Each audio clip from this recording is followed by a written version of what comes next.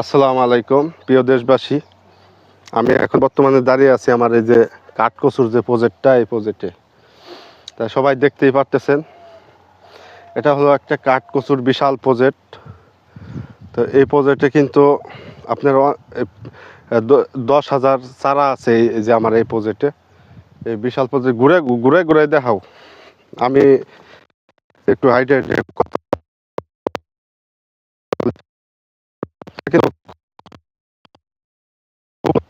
Project আপনার এই যে জমিতে কিন্তু এই সব কিন্তু কাঠকচুর প্রজেক্ট। পাশাপাশি লতিরাজ বারিয়াকেরও প্রজেক্ট আছে, যেটা আমরা লতির জন্য করি।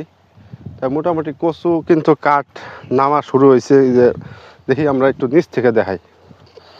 ও আমার ভাই বিশাল, হ্যাঁ, ও ঢাকা বিশ্ববিদ্যালয়ে লেখাপড়া করে।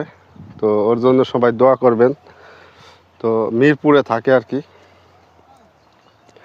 তা ভবিষ্যতে ওরও পরিকল্পনা আছে জমি লিজ নিয়ে চাষবাস করার।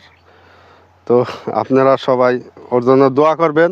আর এখানে এই যে দেখতেছেন, এখানে গাছের অবস্থা পরিস্থিতি, যে আমরা নিড়ানি দিয়ে জমিটা মাত্রই পরিষ্কার করলাম, আজকে শেষ হয়েছে। গত 5 দিন যাবত নিড়ানি দিতেছি। তো এখানে আপনার এই যে এই প্রজেক্টটা কিন্তু খুব সুন্দর। এই যে কাঠকচু প্রজেক্ট এটা। তো লতিরাজের প্রজেক্ট তো আপনাদের দেখাইছি আগে পরে।